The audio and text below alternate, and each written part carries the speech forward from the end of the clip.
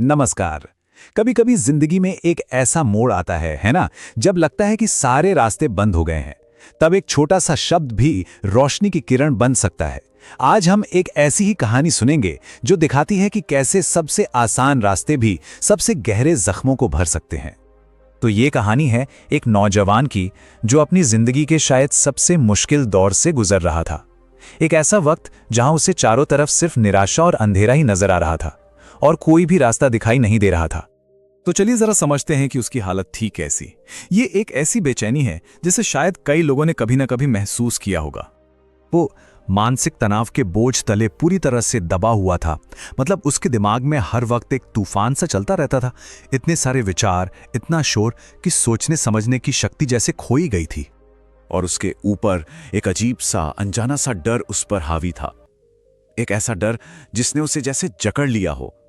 वो कुछ भी करने की कोशिश करता, पर यह डर उसे आगे ही नहीं बढ़ने देता था, मानो उसके पैर जमीन में जम गए हों। और इन सब के साथ असफलता का एहसास। ये एहसास एक साए की तरह हर पल उसके साथ रहता था। उसे लगता था कि वो जो भी करेगा वो बेकार ही जाएगा। सारे दरवाजे बंद हो चुके हैं। तो हो क्या रहा था? रात रात भर नींद नहीं आती थी। मन में हर पल एक अजीब सी उथल पुथल मची रहती थी। और भविष्य के बारे में सोचकर तो बस एक घना, कभी ना खत्म होने वाला अंधेरा ही दिखाई देता था। लेकिन कहते हैं ना कि जब रात सबसे ज्यादा गहरी होती है तभी सुबह होने वाली होती है।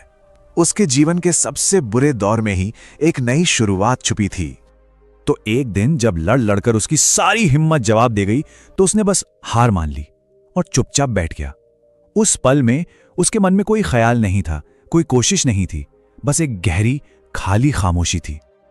और उसी गहरी खामोशी में कहीं अंदर से उसे एक भूली बिसरी बात याद आई।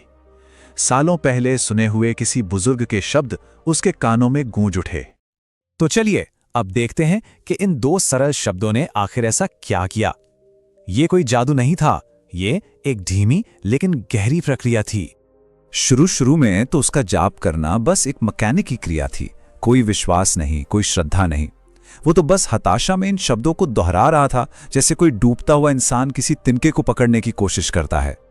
पर धीरे धीरे कुछ बदलने लगा। सबसे पहला असर अंदर हुआ। जैसे जैसे वो सीताराम दोहराता गया, उसके दिमाग का शोर कम होने लगा। उसकी सांसें अपने आप गहरी और स्थिर हो गईं और उसे ऐसा महसूस हुआ जैसे सीने पर रखा कोई भारी बोझ हट गया हो।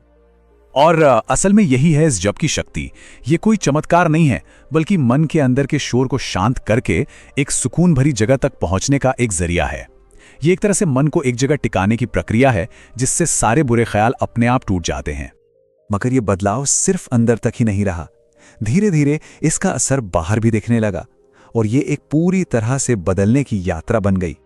ये जो असर था, ये कुछ पल का नहीं था। समय के साथ ये उसकी आदत में शामिल हो गया और फिर धीरे धीरे उसका पूरा व्यक्तित्व, उसके होने का अंदाज ही बदलने लगा।